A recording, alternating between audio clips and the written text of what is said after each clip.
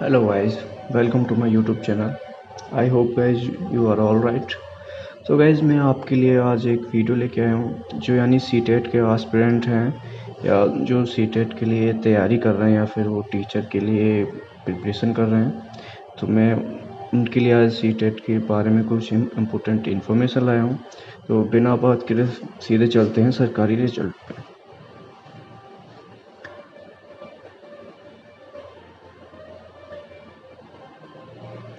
तो गाइज़ यहाँ पे सरकारी रिजल्ट की वेबसाइट खोल के और इसके मेन वेबसाइट पे वेब पेज पे आपको आ जाना है। जैसे कि मैं इस पर क्लिक कर रहा हूँ और ये मेन वेबसाइट सरकारी रिजल्ट की आ गई। ध्यान रहे दोस्तों, सरकारी रिजल्ट के बाद .com ज़रूर लगाएं क्योंकि सरकारी रिजल्ट के हिसाब से बहुत सारी फेक वेबसाइटें आ गई हैं। तो मैं थोड़ा इसे जूम कर लेता हूँ।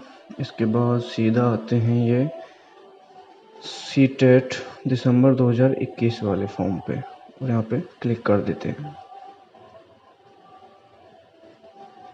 इसके बाद ये जो है वो CBSE बोर्ड जो है वो ये उसकी तरफ से नहीं, जो सीटेट का एग्ज़ाम है वो CBSE बोर्ड की तरफ से होता है।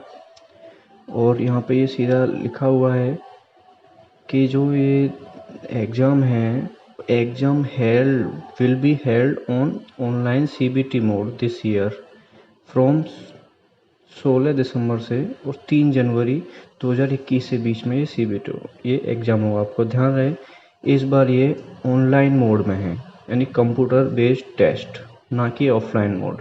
ओके गाइस, ध्यान रहे। और सीधा अब आपको ये नीचे दिखाते हैं जो इसकी इम्पोर्टेंट डेट्स हैं कि ये फॉर्म कब से कब तक फिल होना है और फ़ी पेमेंट की लास्ट डेट कब है। तो यहाँ पे एप्लीकेशन जो है वो 20 तारीख से यानी 20 सितंबर से स्टार्ट होने हैं।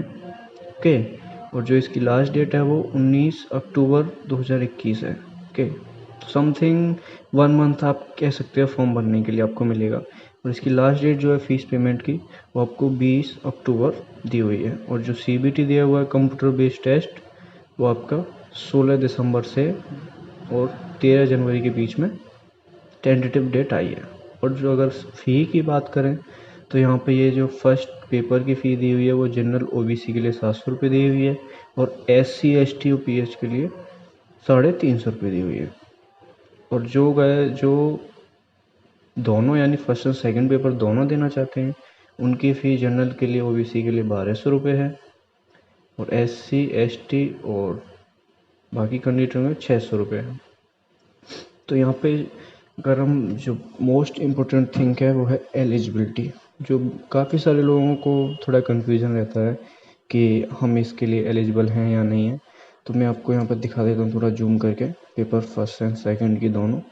जो प्राइमरी स्टेज है वो आपको क्लास 1 से लेके 5th तक है, जो गाइज प्राइमरी टीचर बनना चाहते हैं। ओके गाइज, तो इसमें लिखा हुआ है सीनियर सेकेंडरी यानी 12th और इट्स इक्वलेंट या इसके बराबर में कोई आपके पास वो हो और 50% मार्क्स हों उसमें और एपियर हो या फिर पासड हो आप सेकेंड ईयर ऑफ डिप्लोमा में। ओके, जो DLED भी बोलते हैं।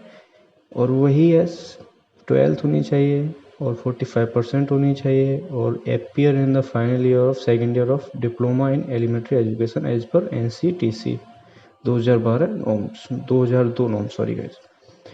ऐसे ही यहाँ पर ये 2003 ये दिए हुए हैं, सारे सेम ही हैं, उनमें फ़र्क नहीं है कुछ भी। बस हाँ ये लास्ट बारे में थोड़ा सा फ़र्क है, जो 1 ईयर की BTech, जैसे हम graduation with 50% marks and 1 year BEd examination. जैसे गाइस पहले वो जो BEd थी 1 ईयर की थी, तो जिन लोगों ने 1 ईयर की BEd किए उनके लिए बहुत अच्छा है।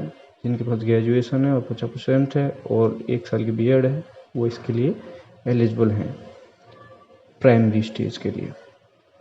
ओके गाइस, अब हम बात करते हैं सेकेंड स्टेज की, यानी जो क्लास 6 से लेके 8 तक है बेसिकली।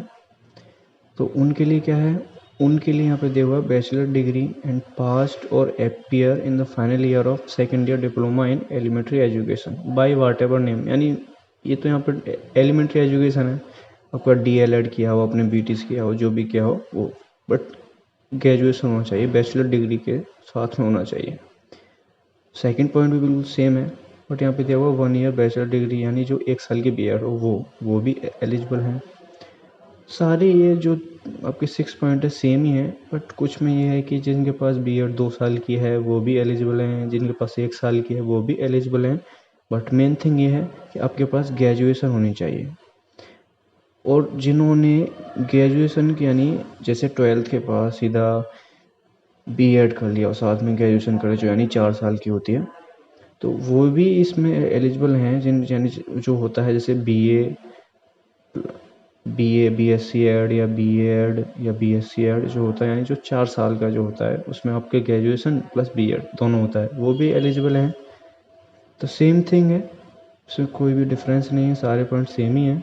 ओके गाइज, तो I hope you are understand whatever I speak. So guys, आपको सारी चीज़ें पता चल गई होंगी, मैं उम्मीद करता हूँ आपसे। तो बस आज के लिए तो बस इतने ही है इसमें दिया गया है। बाकी आपका सिलेबस तो आपको पता ही होगा, क्योंकि जो लोग तैयारी कर रहे हैं उनको सिलेबस तो पता ही होगा, ये नॉर्मल सी थिंग है। तो guys, I hope you are understand, and thanks for watching. Bye bye.